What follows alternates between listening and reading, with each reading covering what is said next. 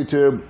Well, listen, before I get into the little meat of the matter here, which is why I live in Dumaguete and the difference between the Philippines and Thailand and why I chose the Philippines, I got to thank everybody that subscribed recently. I think over 1,000 subscribers in 24 hours, again, additional. So thank you very much and welcome to the channel. Also want to thank those that donated to the channel. That money goes to May, and we're working on getting her channel up and running, maybe getting her some camera equipment and all that kind of stuff. So anyway, thanks again, guys. Welcome aboard, and we'll see what happens from here, huh? So a question that I got a lot, and a lot of the comments, was because I expressed that I had been to Thailand previously twice, is why am I living in the Philippines and not living in Thailand? And that's a very good question. And just to recap a little bit, in 2005, I went to Thailand on a vacation, and my buddy Gary was living over there. He owned a guest house called the Lawan, and he ran a 12-bedroom guest house. And I was over there visiting with him. And then I went back again in 2009, and I lived there for a year. And Gary was still living there, and he was still running the guest house. So anyway, I fell in love in 2005 with Thailand and Southeast Asia. And I can unequivocally say that it changed me to the core.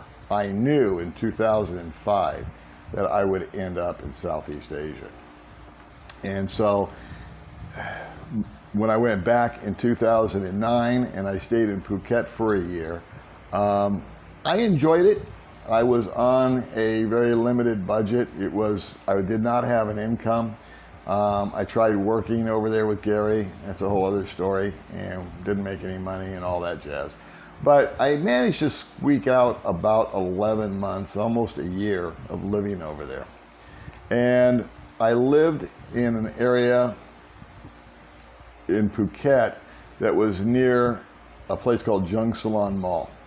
And I really was getting in touch or in tune at that stage of my life with my spiritual life. I had become a born-again Christian in early 2000, and I was working on that. I was developing that. And when I went to Thailand in 2009, I had really evolved, I feel, as far as my spiritual life had gone. I'd been into it now for about 9 years and was studying. Gary actually was a pastor for a while at one of the churches that I went to called Central Christian. And anyway, when I got to Thailand, it's a almost 100% Buddhist country. And I really had a big longing, desire, and a need to keep interacting and going to church. That was a big part of my life back then. It's still a very big part of my life now, but it's a different dynamic, I guess you could say. But at that juncture, going to church, worshiping in a group was it was like imperative. And it was very difficult for the first couple of months to even find a church. By happenstance, and this whole story is a video unto itself, I won't go into all of it. I met a woman, I was going to say a Filipino, I met a Thai woman who had a cross around her neck, and she saw that I was standing in front of a sign that said Eden, and she put that together with the Garden of Eden, and out of the blue she said, "Are you a Christian?" And I said, "Yeah." And she said, "I am too." And she spoke perfect English. And so after 2 months of looking for a church to go to and having zero luck, this woman just kind of showed up out of nowhere, saw me standing in front of a sign that said Eden, and I saw her cross, and she gave me directions and invited me to go to a church, which was pretty far away. I went to that church, and for the remainder of my time in Thailand, about the last 7 months, that was pretty much my involvement, was that church. It was an awesome church. I have never met, excuse me, I have a sinus thing going on, causing me a tickle in my throat, so I apologize. Anyway, I have never had a deeper connection with people who were deeper into their spiritual beliefs than the Thai women living in a Buddhist saturated environment in my life. And it was a real wake-up call to me, and it struck me to my core of how spoiled I was as an American, but it struck me as to how spoiled I was as an American Christian, if that makes any sense. These women that I met and interacted with, and the guys too, their husbands, their boyfriends, the other members of the congregation, but there's two women that stand out, three women that stand out in my head, forthright. The pastor's wife, when she became a Christian, her family physically beat her because she had rejected the Buddhist religion, and yet she stood fast in her faith, married this guy that shared her faith, and became a pastor, and she became a pastor's wife. The woman that introduced me to the church, she did not go through those kind of trials and tribulations, but she had a true servant's heart, and she was always very doting on me, and we had a lot of laughs together. She has a great sense of humor. Her name's Patty. And she introduced me to another young lady named Numi. And Numi had an IQ maybe of about 130. And Numi had finished college in 3 years, I think. She had a similar experience when she accepted the Lord and she became a Christian. She was ostracized by her family. She was cut off with all funds.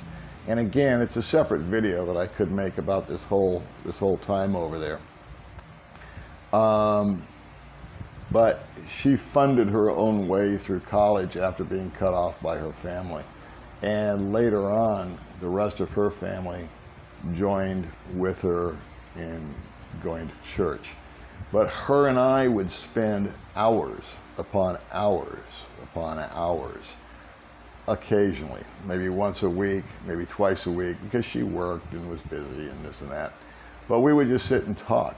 And I never, ever had a more intellectual, rewarding, entertaining, time flies by conversation before or since meeting her. I went back to America, stayed in touch with all these people. I'm still friends with them. And in fact, my next trip out of the country here will be back to Thailand, because I leave the country once a year to go on a little vacation, and I plan to go back and visit all these people. Numi, by the way, is married, happily married. Her husband's a pastor, and I think they have 3 beautiful children right now. So I'm excited to go see them, meet their kids. I've never seen them. I know her husband, he's a super guy. And so I guess that long and involved explanation, you're saying to yourself, well, why don't you just go back to Thailand? Well, I just told you the great part about myself living in Thailand at that time.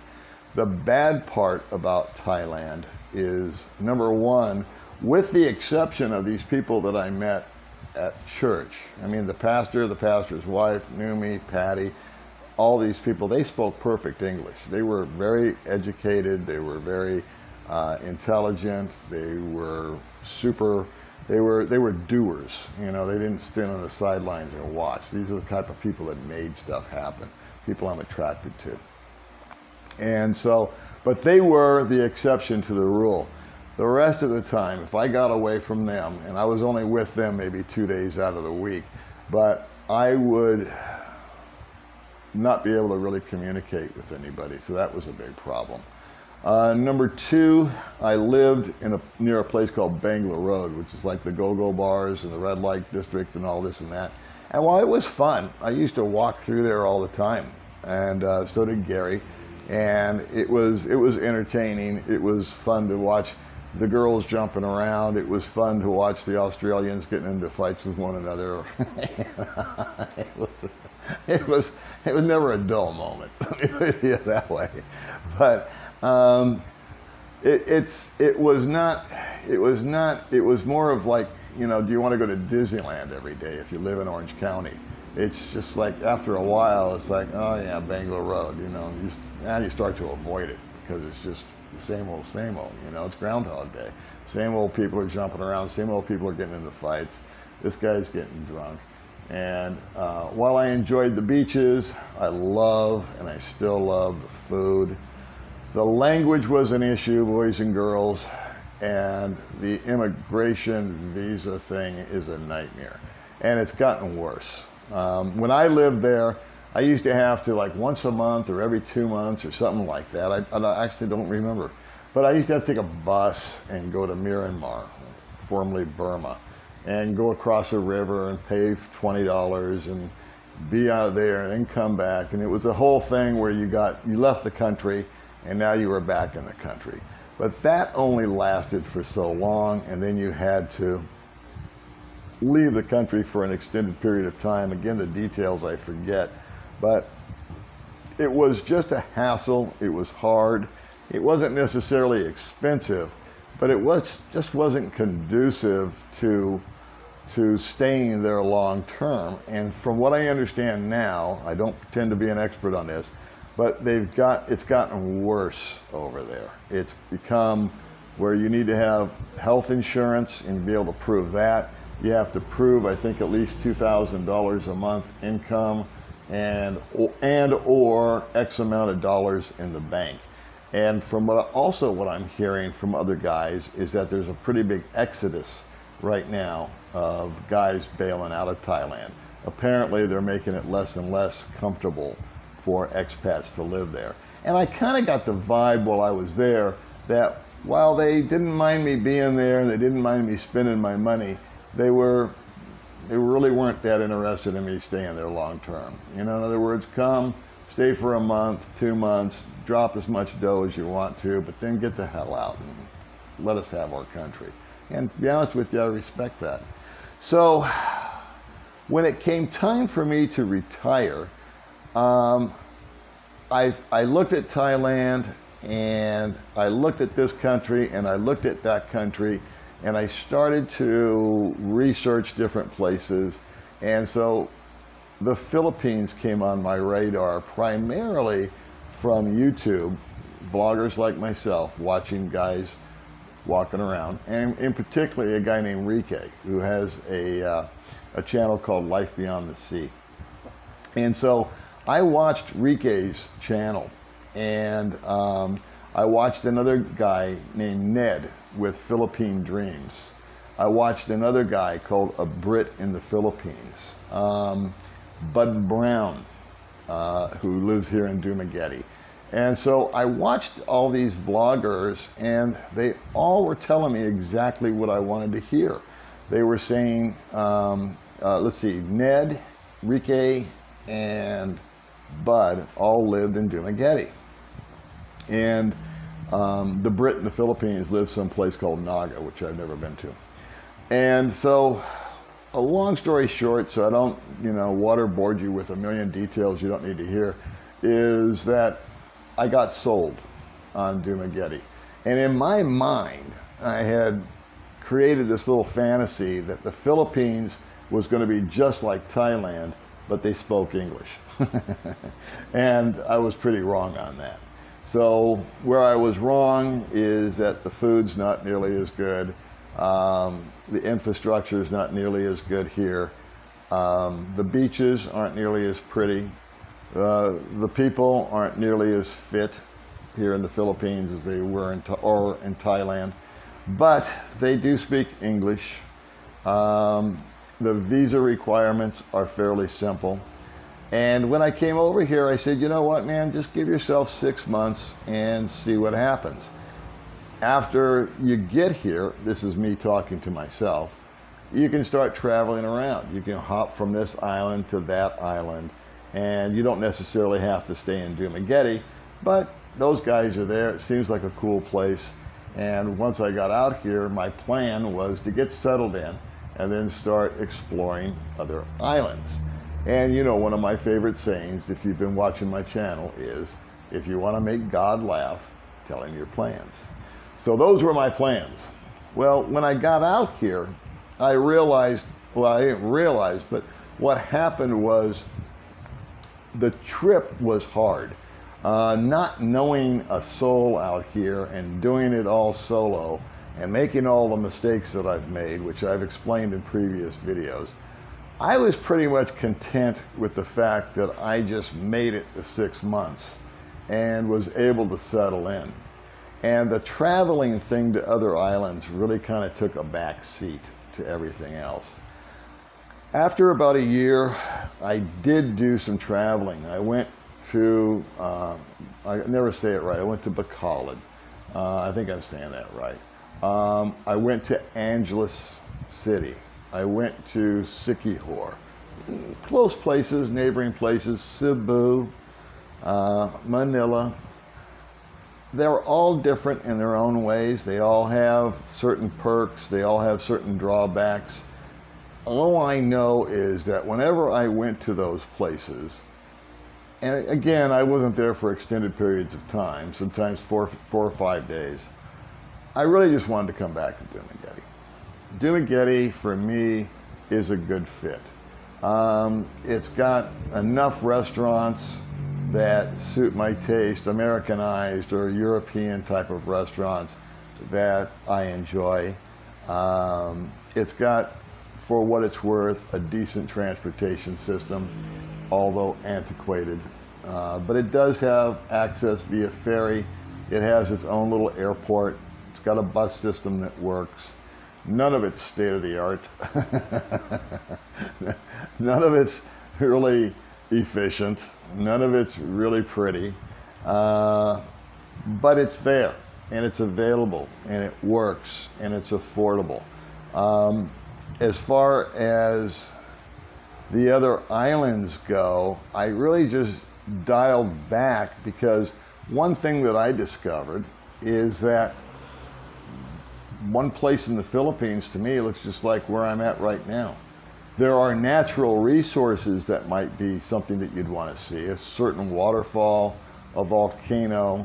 I've never been to Baguio, but I understand that that's got pine trees and cold weather and all that. And that's a real popular place.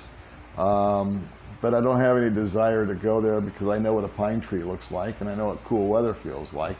And I also happen to know from talking to other people that it's really crowded and hard to navigate, so why bother? The biggest disappointment, I think, about the Philippines compared to Thailand, other than the food and the infrastructure, is the sameness. In other words, as I mentioned, there's natural, beautiful resources that you can go visit, kind of like Yellowstone. You know, you can go one place, there's hot springs. You can go to another place, they've got a volcano. You go to another place, there's waterfalls. Another place, is pristine white beaches, where most of the ones that here are kind of rocky and dirty looking. But I guess the biggest thing that I miss is diversity. Where Thailand, if I traveled, even not that far, it was very diverse. The landscape would change.